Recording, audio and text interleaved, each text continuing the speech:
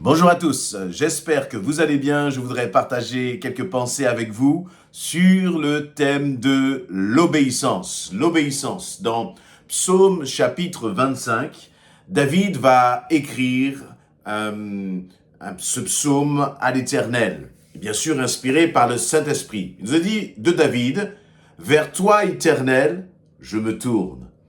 En toi, mon Dieu, j'ai mis ma confiance.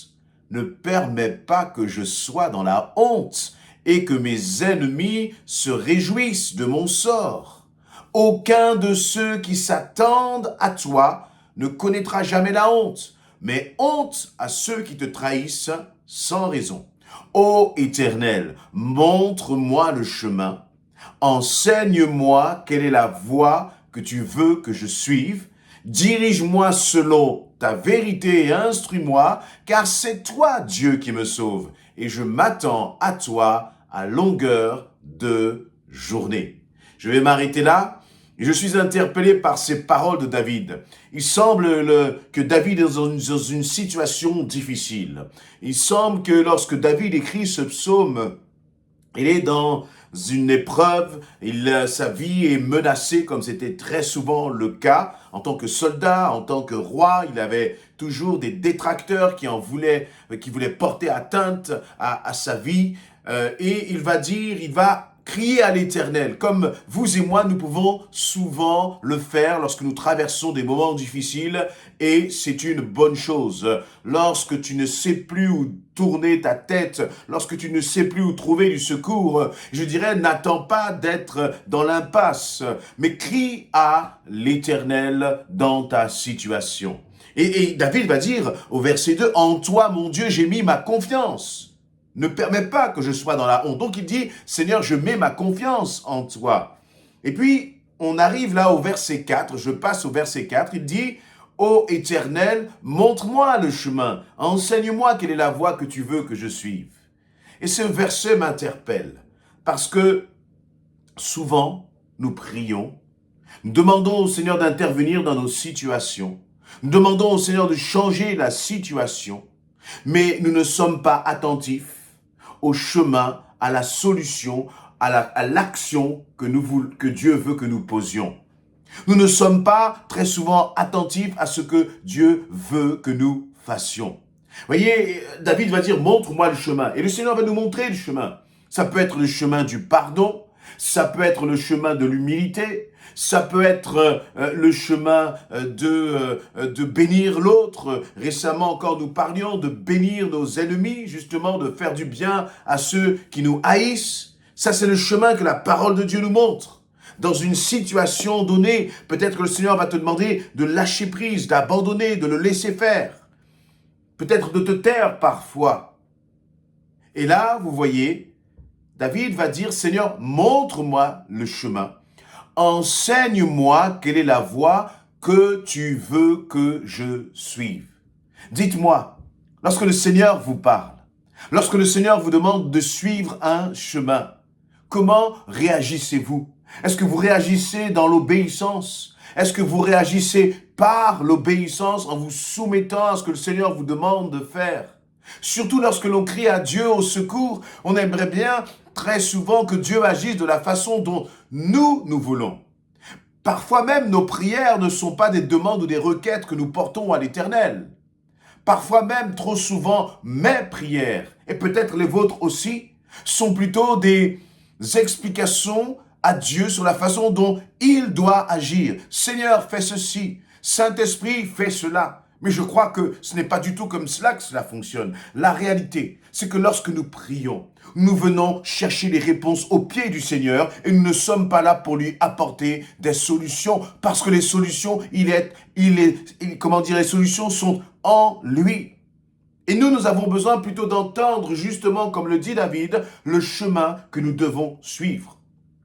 Tu pensais qu'il fallait agir ou réagir de telle façon? Ce que tu penses, ce que je pense, n'a pas réellement d'importance. Parce que ce qui fait la différence, c'est ce que Dieu pense. Ce qui fait la différence, c'est que nous mettions en pratique. C'est que toi et moi, nous puissions obéir à ce que Dieu dit. Dieu, le Saint-Esprit, montre la direction. Le Saint-Esprit montre le chemin à suivre. Mais trop souvent, comme ce chemin ne nous convient pas, nous allons dans la direction opposée. Cela ne vous rappelle-t-il pas l'expérience, le témoignage, le récit de Jonas, quand le Dieu appelle son prophète Jonas pour l'envoyer à Ninive, pour annoncer justement, pour déclarer, proclamer le message de la repentance. Et Jonas, lui, il nous est dit qu'il va aller dans la direction opposée. Et trop souvent, c'est comme cela que nous fonctionnons. Seigneur, Seigneur, dis-moi ce que je dois faire. Dans le cadre du couple, dans le cadre du mariage, dans le cadre peut-être de tes fiançailles, dans le cadre peut-être d'un ministère, d'un travail que tu dois prendre, dans le cadre, effectivement, tu dois t'engager dans la vie professionnelle, tu vois, tu as une promesse pour un poste, et puis il y a peut-être beaucoup d'argent à la clé, de grandes responsabilités, et le Seigneur te dit, n'y va pas, ne prends pas. Et tu pries le Seigneur. Et d'ailleurs, très souvent, nous prions le Seigneur et nous prions encore, nous persévérons encore dans la prière parce que la réponse que le Seigneur nous a donnée ne nous convient pas, elle ne nous plaît pas. Et nous essayons de transformer la volonté de Dieu. Or, les choses, encore une fois, ne se passent pas de cette façon. Et j'aime donc l'attitude de David. Enseigne-moi quelle est la voie que tu veux que je suive, Seigneur. Et je crois qu'il y a une clé là dans notre vie de prière. La vie de prière ne consiste pas à expliquer à Dieu notre volonté et les solutions. La vie de prière consiste à incliner notre volonté devant sa volonté souveraine. La vie de prière consiste à nous soumettre et à apprendre à nous soumettre, apprendre à faire ce qu'il dit sans rajouter des mais. Voyez, faire simplement ce que Dieu nous demande de faire, point final. Et ensuite, au verset 5, il va continuer, et puis c'est un enseignement d'abord dans ce verset 4, parce qu'il va dire, enseigne-moi, apprends-moi quelle est la volonté que tu veux que je suive, Seigneur. Et donc on voit, si je continue dans cette dimension de la prière, on voit que la prière ne va pas dans un sens, mais au contraire. On sent là dans le cœur de David ce désir de s'asseoir au pied de son maître, de s'asseoir au pied de son Seigneur. Et quelqu'un qui va prier en disant « Seigneur, enseigne-moi », c'est quelqu'un qui est prêt à recevoir, prêt à entendre, prêt à écouter ce que le Saint-Esprit a à lui dire. Dis-moi, quand est-ce la dernière fois que tu as pris le temps d'écouter ce que le Saint-Esprit avait à te dire? Est-ce que ta prière est un peu trop souvent « Seigneur, merci pour ceci, merci pour cela » et ensuite tu as terminé et tu pars à tes activités? Tu continues ce que tu as à faire? Non, la prière consiste avant tout à entendre, à écouter ce que le Saint-Esprit a à te dire. Et ensuite, il va dire au verset 5, « Dirige-moi selon ta vérité et instruis-moi, car c'est toi qui me sauves et je m'attends à toi à longueur de journée. » David est en train de dire, « Seigneur, dirige-moi selon ta vérité. » Et c'est important, parce que la seule vérité qu'il y a, la seule vérité qu'il y ait, c'est celle du Seigneur. Ce n'est pas la nôtre. Nous avons nos vérités, mais qui ne sont pas des vérités. Combien de fois je me suis trompé, pensant même que ce que je disais était vrai, pensant que mes décisions étaient la bonne. Non, la vérité, elle est en Jésus-Christ. La vérité, c'est Jésus-Christ. Dirige-moi selon ta vérité. Cela signifie, dirige-moi, Saint-Esprit, dirige-moi, oh Jésus, je veux te suivre, je veux marcher à ta suite, mon Jésus. C'est cela, marcher selon la vérité. Marcher selon la vérité, ce n'est pas marcher selon nos propres principes. Marcher selon la vérité, ce n'est pas marcher selon notre propre culture. Parce que nous avons des principes, nous avons une culture, nous avons des règles, nos propres principes de vie. Mais ce qui compte, c'est la vérité de Christ. Ce qui compte, c'est de marcher selon sa vérité, selon la vérité. Et parfois, la vérité ne nous plaît pas. Parfois même, le Saint-Esprit va nous dire, eh bien, tu vois, tu regardes l'autre d'une certaine façon, mais le problème, il est en toi. Le problème est dans ton cœur. Le problème est ta réaction. Et la vérité, c'est que moi, Saint-Esprit, je veux travailler ton cœur, travailler ta mentalité, changer ta mentalité. Retirer, comme le dit Jésus lui-même, je veux retirer la poutre qui est dans ton œil pendant que toi, tu es en train de regarder la paille qui est dans l'œil de l'autre. Ça aussi, ce sont parfois des vérités que nous n'aimons pas entendre. Mais David va dire, dirige-moi selon ta vérité. C'est-à-dire que la vérité, c'est son gouvernail. Voyez, le gouvernail qui permet de diriger le bateau pour l'amener à bon port. Eh bien, pour David, la vérité, c'est cela son gouvernail. Et il va dire là encore, instruis-moi. On voit encore pourtant un homme qui était un roi, un homme qui était puissant, il va dire, instruis-moi, apprends-moi, Seigneur. Instruire, c'est accepter de se laisser corriger. Es-tu prêt à accepter de te laisser corriger par le Seigneur? Alors, bien sûr, nous allons dire oui à cette prière. Bien sûr, nous sommes prêts à nous laisser corriger par le Seigneur. Mais il y a quelque chose qui ne nous plaît pas. C'est que nous sommes prêts à nous laisser corriger par le Seigneur, mais nous ne sommes pas prêts à nous laisser corriger par les hommes. Nous sommes prêts à nous laisser corriger par le Très-Haut, mais si c'est quelqu'un qui, dans ton entourage, va peut-être te dire « Attention, là, je crois que tu as mal fait » ou là, peut-être que tu t'es trompé, ou là, peut-être que tu n'aurais pas dû réagir ou parler de cette façon. Là, si c'est quelqu'un d'autre qui nous dit cela, on a un peu de mal à l'accepter. Si c'est le Très-Haut, pas de problème. Mais si c'est un autre, alors là, c'est plus compliqué. Et surtout quand cet autre, il a peut-être un cœur qui n'est pas bon, qui a un cœur qui est mauvais. Peut-être quand cet autre, on le considère comme étant moins que nous. Alors là, c'est encore pire.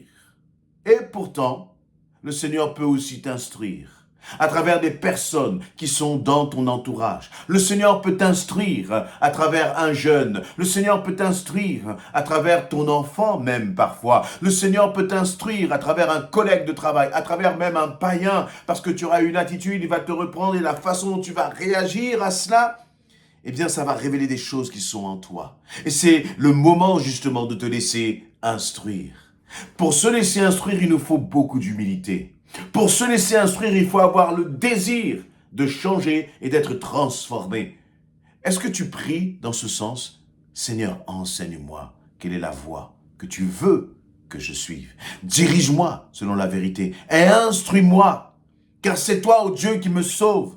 Et je m'attends à toi à longueur de journée. Et je terminerai par cette phrase dans ce verset 5. Je m'attends à toi à longueur de journée. Lorsque David prie, lorsqu'il cherche la face de Dieu, il se met dans une posture, dans une position où il va être attentif à ce que le Saint-Esprit va lui dire, pas simplement pendant un moment, pas simplement pendant le temps d'un culte, mais tout au long de la journée, ce qui montre, ce qui démontre que David était connecté au Seigneur.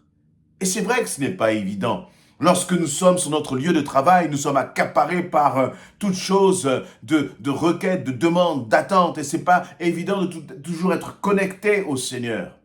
Mais lorsque, eh bien, tu sens que dans ton cœur, parfois, il y a des choses qui commencent à bouillir, lorsque la colère vient pour une situation ou une autre, je crois que c'est le moment de rattraper tes pensées et de te connecter au Seigneur et de dire, Seigneur, je m'attends à toi à longueur de journée. Et c'est là aussi l'attitude qu'il faut avoir lorsque on veut réellement recevoir un enseignement de la part du Seigneur. Pas simplement juste une prière, pas simplement une requête qu'on a laissée là comme cela sans vraiment s'en préoccuper, mais exprimer le désir de notre cœur de dire, Seigneur, je m'attends à toi à longueur de journée. Et je rappelle que on sent que David est dans un moment difficile. Au verset 2, il va dire « En toi, mon Dieu, j'ai mis ma confiance ». S'il dit cela, c'est parce qu'il y a des moments de doute, des moments de crainte, des moments d'épreuve. Et dans ce moment d'épreuve, il dit « Je m'attends à toi à longueur de journée ». Voyez, donc dans l'épreuve, que voit-on? On voit un David qui prie le Seigneur, qui dit « Seigneur, montre-moi la voie, je veux entendre ta voix, je veux être instruit par toi, je veux faire ce que toi tu voudras et je veux m'attendre à toi tout au long de la journée. » En s'attendant au Seigneur tout au long de la journée, David ne laisse pas la place au doute, il ne laisse pas la place à la crainte, il ne laisse pas la place à la peur. Et toi, mon ami, est-ce que tu peux nous dire là en commentaire comment justement dans tes moments de doute, dans les moments difficiles, tu réagis? Amen.